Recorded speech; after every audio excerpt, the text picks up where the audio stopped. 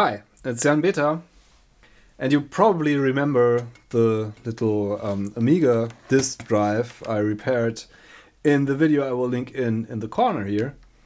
It had some problems with the caps apparently. I think it had problems with the caps. I recapped it anyway. So what the real problem was, this switch here, which determines if the disk is inserted and if the write protect is enabled or not.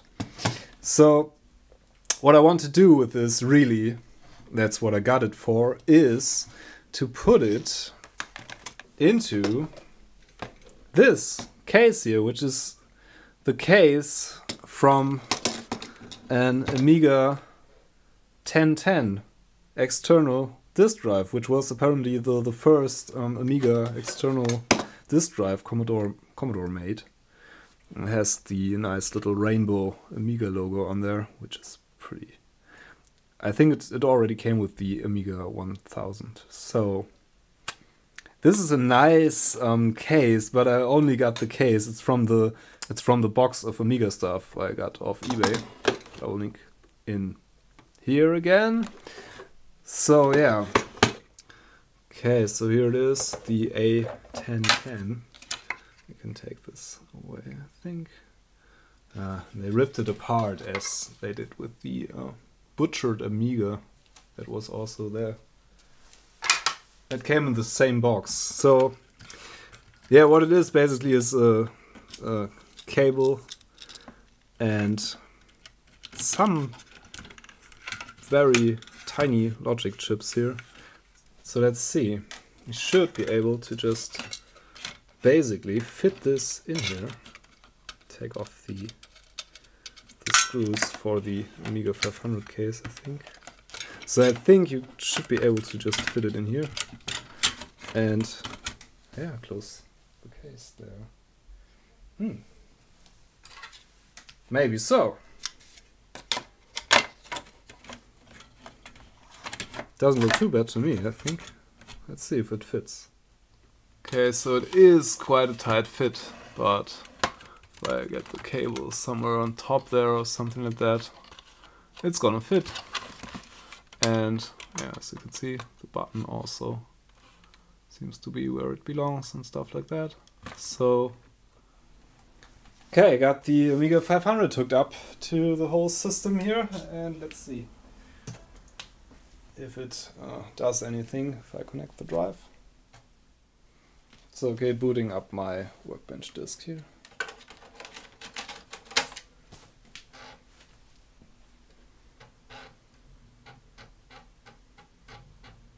So I have Xcopy up here in a minute.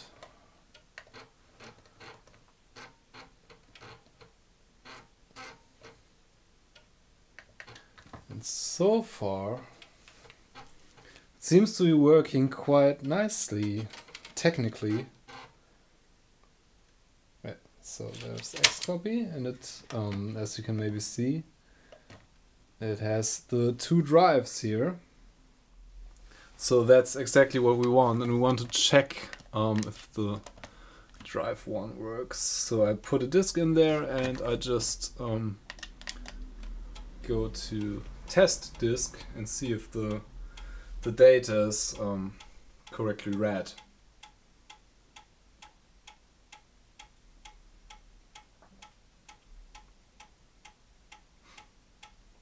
Yeah, which it seems. Yeah, it seems to work pretty nicely. Let's see if it passes.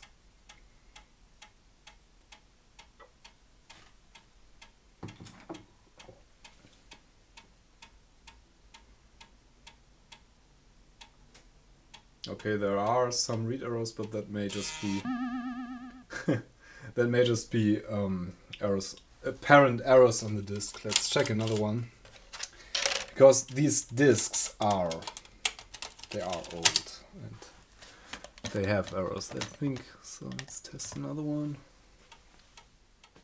So I tried some more disks, and it seems to be technically working just fine. and is recognized as the DF1 drive, which is what we want. And yeah, the case seems to fit quite nicely here. It's pretty tight in the back, but yeah, let's get the portion of the case here. It didn't come with any screws, so we'll have to find something out there. Yeah, but so there we are. There's a little drive, and should be able to. It's not exactly fitting. We have to make some. Has to be a bit higher, I suppose. Just a tiny little bit. Yeah, this we have to clean this up, of course, or I have to clean this up and make some adjustments inside. It's also a problem that the drive can't be, the screw holes in there are all in the wrong places. So I found out that if I bend these here, which are part of the metal thing, if I bend these just right, it just fits perfectly, and the disc comes out the slot here as it's supposed to be, which is of course pretty nice.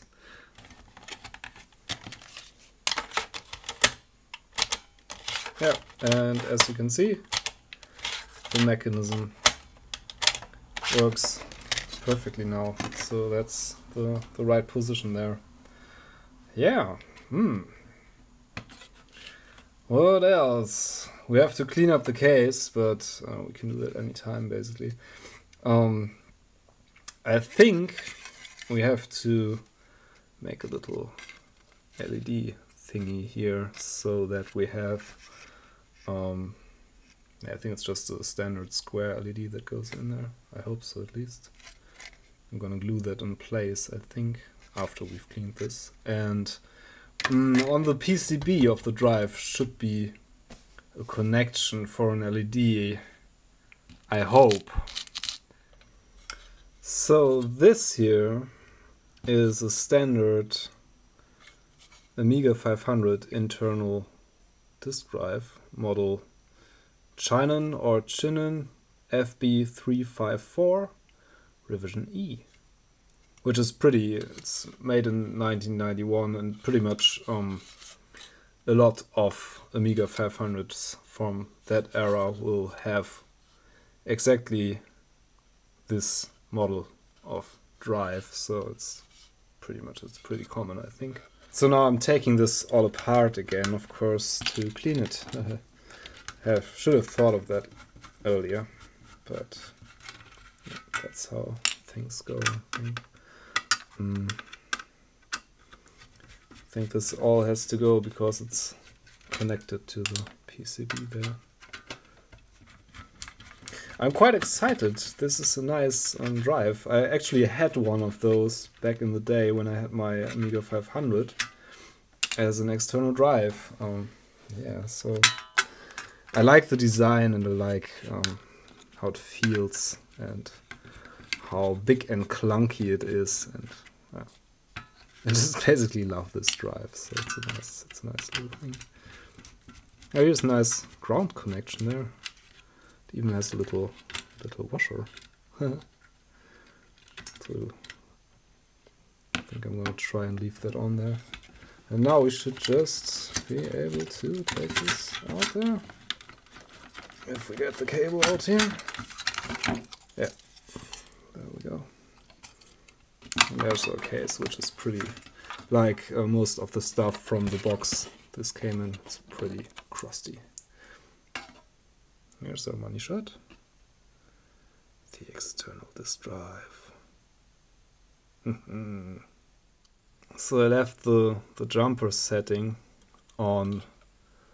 It's written on the silk screen surface of the. It's written on the circuit board here. DS0. That's what I put it on. It's very hard to see. So here's a little jumper, and here's what the little jumper means. So I don't know exactly. DS0 should be, I suppose it was meant to be DF0. So I would believe to put it on DS1, but it doesn't work on DS1. So DS0, maybe it means something completely different. It's very hard to find actual data about these drives. So I don't know. It works on DS0, so yeah, works for me. I don't know. If you have other experience, or if anyone knows what these jumpers mean, tell me in the comments. So here's another interesting question. These came with a red LED in this hole here, and yeah, this was ripped out basically by the previous owner, I suppose. This one fits in there, but it's a little too small, so we'll see. Doesn't look too bad, really. I think the LEDs that came with these drives were a little too small also, so maybe this is the size that was in there. I don't know. I haven't seen one of these in a while. So yeah, let's go with this for now. Now we only have to find some way to connect this to the drive, I suppose. So I looked around a bit on the internet, and there are these two solder pads near where the LED would go if this was an internal drive for the Amiga 2000 and stuff like that, which had a faceplate and an LED, and were basically the same drives. So I suppose there's a little A and a K, and it could be that this is the anode and the cathode. Yeah, no, there's still nothing.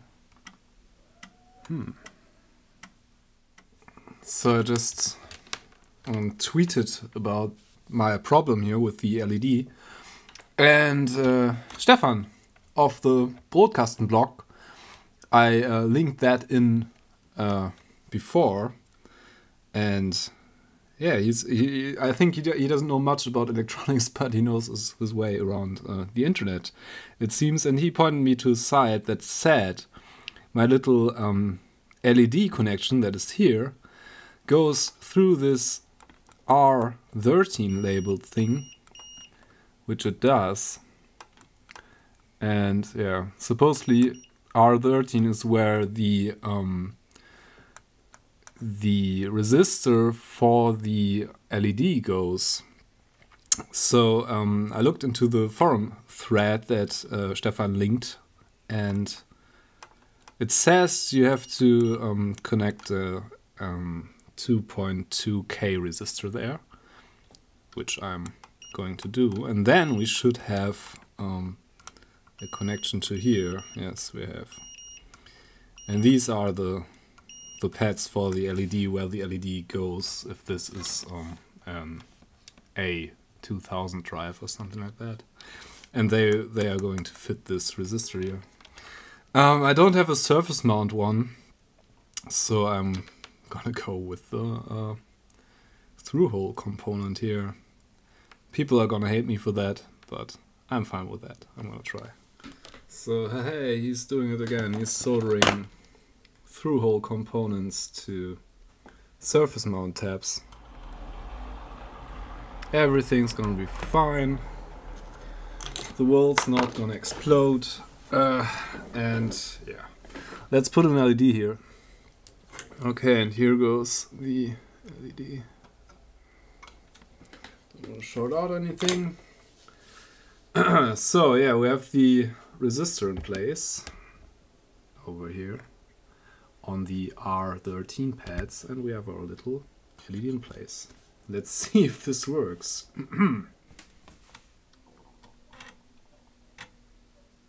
It works just fine. That was exactly the right thing to do.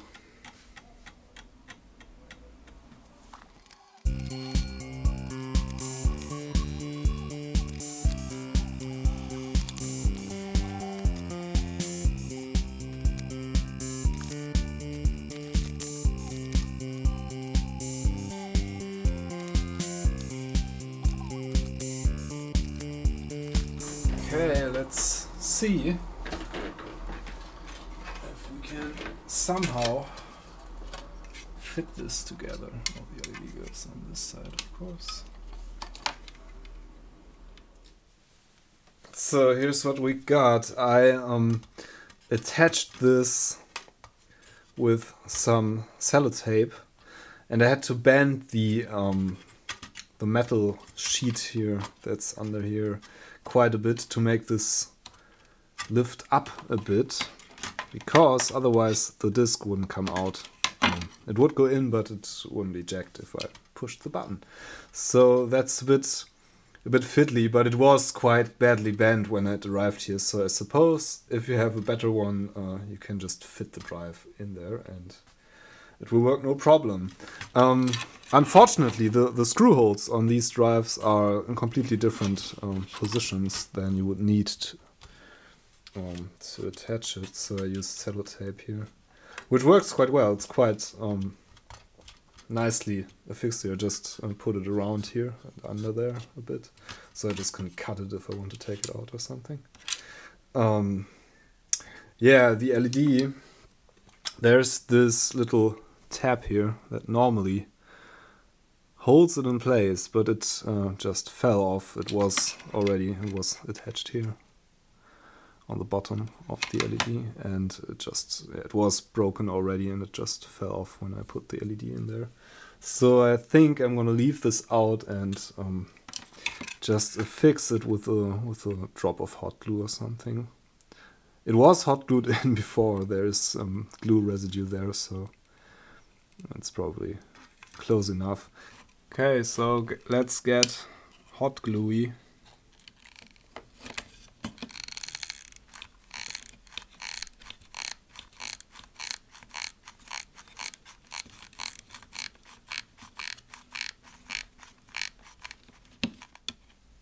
Okay, it looks messy, but from the outside it's fine, I think. Let's see. This looks alright. So the good thing about these drives is that when you attach the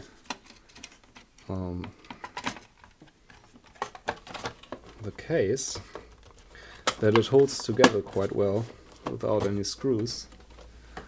And you can preliminarily test if it fits and if the disc is ejected properly and stuff like that. Yeah, and I'm just gonna put in some screws that I found in my little screw collection here, which I highly recommend you do. Every time I take something apart and throw pieces away, I keep little parts and screws. And yeah, I always have screws, and I mostly have screws that fit stuff I'm repairing where the screws are missing. So that's a nice thing to have. I actually have 2 of those, so yeah. It's getting out of hand pretty quickly, but it's okay to have screws around, I suppose. Is it?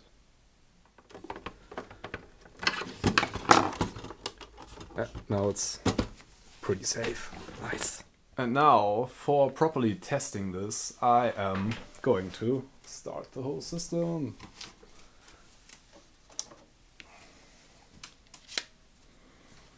And it should hopefully still work. Yes. I'm going to try to make a little copy here with my favorite program, that is Xcopy.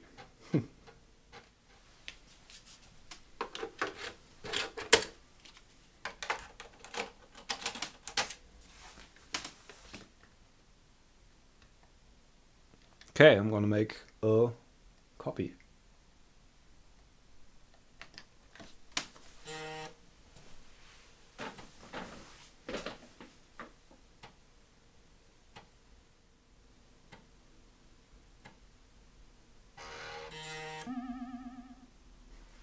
Yeah, this seems to be working. If you like this, you can give this a little thumbs up, of course, or you can even subscribe to my channel. There's going to be a lot more retro computing stuff going on here. And yeah, if you want to support me, you can also support me on Patreon, which I set up, and there's a little PayPal donation link on my channel page, which you get to when you click on my little Jan Beta logo here. Yeah, everything else is in the video description. It makes sense to look inside there and read some comments as well, because there's often some discussion about what I said in the video going on, which I can't put in the video in retrospect, so I put it in the discussion mostly, and there are often I pin comments to the top of the comments where there is interesting extra information in and stuff like that, so have a look at that. Anyway, thanks for watching, hope to see you on my channel again sometime. I'm in Beta. See you next time. Bye.